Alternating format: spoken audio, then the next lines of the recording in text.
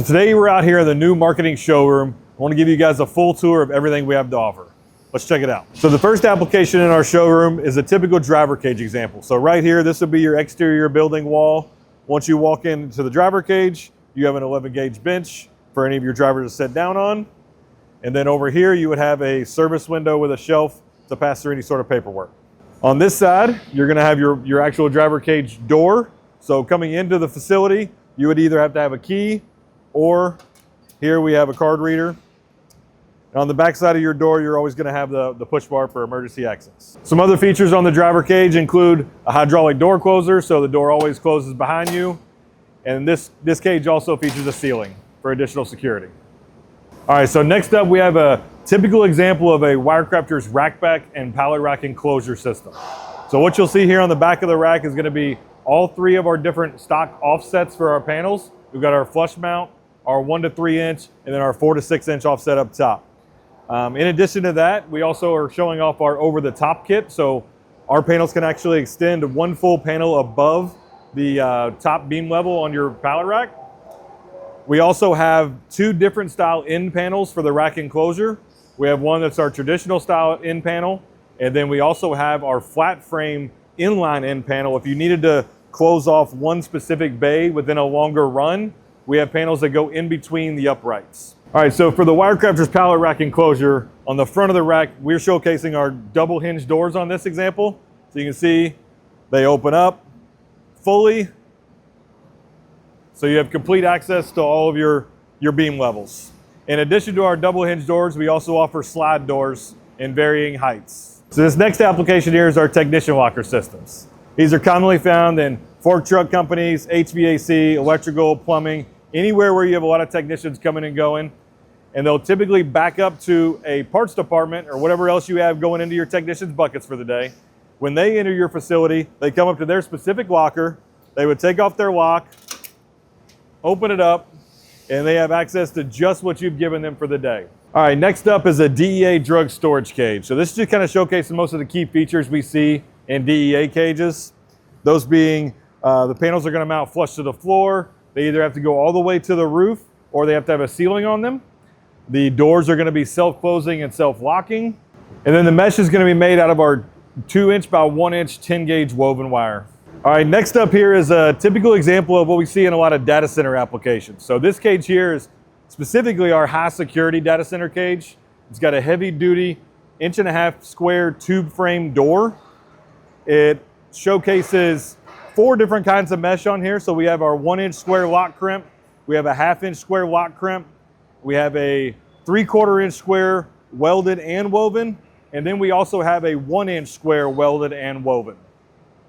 In addition to that, this door has a full length piano hinge. It has 2 by 4 steel posts. And then on the inside, it also has a full length shroud around the lever handle for added security.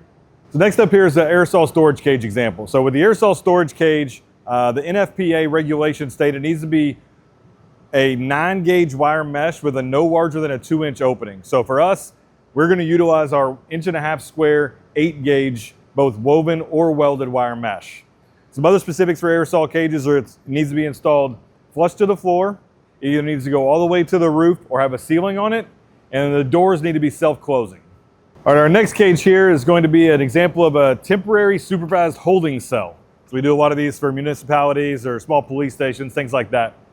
So what makes this a little bit unique is all the hardware is going to be installed on the outside of the cage, so it's inaccessible from anybody who's inside the cage.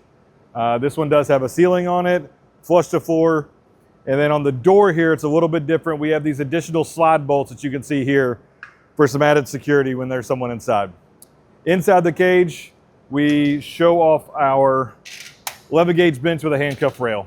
All right, so what we have here is 2 different examples of our Tenant storage lockers. So these are typically found in a lot of high-rise condominiums, apartment buildings in the New York City, Chicago, big metropolitan areas. So what we want to show off here is this is our single tier storage locker. With this option here, you're gonna see we're showing off our solid metal back, no ceiling on this one. And then over here, we have our double tier storage locker example. We do have our optional ceiling, and then we have our traditional wire mesh back instead of the solid metal back. All right, so what we have here is a military storage locker example.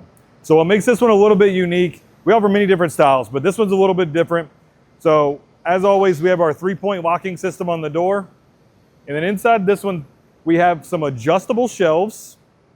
The bottom shelf is gonna have your coat rod on it.